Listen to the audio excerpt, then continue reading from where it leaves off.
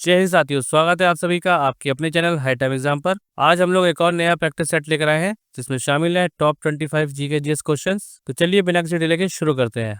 पहला क्वेश्चन है, किस वैज्ञानिक को आधुनिक रसायन विज्ञान का जनक माना जाता है। क्वेश्चन पूछा है, आधुनिक रसायन विज्ञान का जनक किसे माना जाता है। इसका राइट आंसर होगा ऑप्शन बी, एंटोनी लेवोजियर को। एंटोनी लेवोजियर को आधुनिक रसायन विज्ञान का जनक माना जाता है। इन्होंने रसायन विज्ञान को वैज्ञानिक आधार दिया और द्रव्यमान संरक्षण के नियम की खोज की। नेक्स्ट क्वेश्चन, हीरा और ग्रेफाइट किसके अपरूप है। इसका राइट आंसर होगा ऑप्शन सी, कार्बन के अपरूप है। दोनों में कार्बन परमाणु होते हैं लेकिन उनकी व्यवस्था अलग होती है, इसलिए एक कठोर यानी हीरा और दूसरा नरम यानी ग्रेफाइट होता है। नेक्स्ट क्वेश्चन, सूर्य के प्रकाश से पौधों में कौन सी प्रक्रिया होती है। इसका राइट आंसर होगा ऑप्शन डी, प्रकाश संश्लेषण। सूर्य के प्रकाश से पौधों में प्रकाश संश्लेषण होता है। पौधे कार्बन डाइऑक्साइड और पानी का उपयोग करके सूरज की रोशनी में भोजन बनाते हैं। इस प्रक्रिया में ऑक्सीजन भी निकलती है जो हम लोगों के लिए लाभदायक होती है। नेक्स्ट क्वेश्चन, मानव शरीर में रक्त का औसत आयतन कितना होता है, यानी मानव शरीर में रक्त कितना होता है। इसका राइट आंसर होगा ऑप्शन सी, 5 से 6 लीटर। एक समान वयस्क मनुष्य के शरीर में लगभग 5 से 6 लीटर रक्त होता है। ये शरीर के वजन और उम्र पर निर्भर करता है। नेक्स्ट क्वेश्चन, ओजोन परत पृथ्वी को किससे बचाती है। ओजोन लेयर पृथ्वी को किससे बचाती है। इसका राइट आंसर होगा ऑप्शन ए, पराबैंगनी विकिरण से। ओजोन परत पराबैंगनी विकिरण से पृथ्वी को बचाती है। यह सूर्य से आने वाली हानिकारक किरणों को अवशोषित कर लेती है। नेक्स्ट क्वेश्चन, परमाणु का नाभिक किससे बना होता है। इसका राइट आंसर होगा ऑप्शन बी, प्रोटॉन और न्यूट्रॉन से बना होता है। परमाणु का नाभिक प्रोटॉन और न्यूट्रॉन से बना होता है और इलेक्ट्रॉन नाभिक के चारों ओर घूमते हैं। नाभिक परमाणु का भारी और धनात्मक केंद्र होता है। नेक्स्ट क्वेश्चन, एलपीजी का मुख्य घटक क्या है। इसका राइट आंसर होगा ऑप्शन सी, प्रोपेन और ब्यूटेन। एलपीजी का मुख्य घटक प्रोपेन और ब्यूटेन होता है। ये घरों में खाना बनाने के लिए ईंधन के रूप में उपयोग होता है। नेक्स्ट क्वेश्चन, मनुष्य में ध्वनि की श्रव्य सीमा यानी ऑडिबल रेंज लगभग कितनी होती है।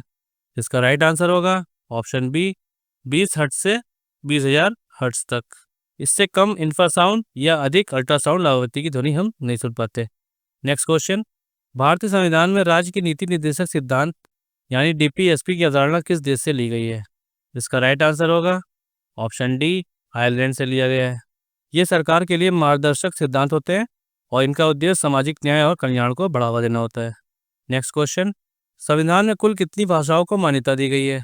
इसका राइट आंसर होगा ऑप्शन डी, 22 भाषाओं को। अब आप लोग कमेंट बॉक्स बताइए कि किस अनुसूची में भाषाओं का जिक्र किया गया है। नेक्स्ट क्वेश्चन, धन विधेयक को किस सदन में पेश किया जा सकता है। क्वेश्चन पूछा है, धन विधेयक को किस सदन में पेश किया जा सकता है। इसका राइट आंसर होगा ऑप्शन बी, केवल लोकसभा में। ये ऐसा बिल होता है जिसमें कर लगाने, सरकारी खजाने के पैसे खर्च करने का प्रस्ताव होता है और राज्यसभा इस पर सिर्फ सिफारिश कर सकती है। नेक्स्ट क्वेश्चन, भारतीय संविधान का कौन सा अनुच्छेद संवैधानिक संशोधन की प्रक्रिया से संबंधित है, यानी किसमें अमेंडमेंट के बारे में प्रक्रिया दी गई है। इसका राइट आंसर होगा ऑप्शन सी, अनुच्छेद 368 में। ये बताता है कि संविधान में बदलाव कैसे किया जा सकता है। कुछ संशोधन समान बहुमत से होते हैं और कुछ विशेष बहुमत से होते हैं। अब आप लोग कमेंट बॉक्स बताइए ये प्रोविजन किस देश से अडॉप्ट किया गया है। नेक्स्ट क्वेश्चन, राज्यसभा को स्थायी सदन क्यों कहा जाता है। इसका राइट आंसर होगा ऑप्शन सी, दोनों, यानी ये कभी भंग नहीं होती है और हर 2 साल में 1/3 सदस्य बदलते हैं। नेक्स्ट क्वेश्चन, केंद्रीय चावल अनुसंधान संस्थान कहाँ स्थित है। इसका राइट आंसर है ऑप्शन सी, कटक में। ये चावल की उन्नत किस्मों और खेती की तकनीकों पर शोध करता है। अब आप लोग कमेंट बॉक्स बताइए ये किस राज्य में स्थित है। नेक्स्ट क्वेश्चन, भारतीय संविधान की प्रस्तावना में धर्मनिरपेक्ष शब्द किस संविधान संशोधन द्वारा जोड़ा गया था। क्वेश्चन पूछा गया है, धर्मनिरपेक्ष शब्द किस संशोधन द्वारा जोड़ा गया है। इसका राइट आंसर होगा ऑप्शन सी, 42वें संविधान संशोधन द्वारा जोड़ा गया है। प्रस्तावना में धर्मनिरपेक्ष शब्द 42वें संविधान संशोधन द्वारा जोड़ा गया था। इसका मतलब है कि भारत किसी एक धर्म को राजधर्म नहीं मानता, बल्कि सभी धर्मों को समान सम्मान मिलता है। अब आप लोग कमेंट बॉक्स बताइए ये संशोधन किस वर्ष में किया गया था। नेक्स्ट क्वेश्चन, संसद के किस सदन को निचला सदन कहा जाता है। इसका राइट आंसर होगा ऑप्शन बी, लोकसभा को निचला सदन कहा जाता है। ये सीधे जनता द्वारा चुनी जाती है और ये वित्तीय विधेयकों पर अधिक शक्ति रखती है।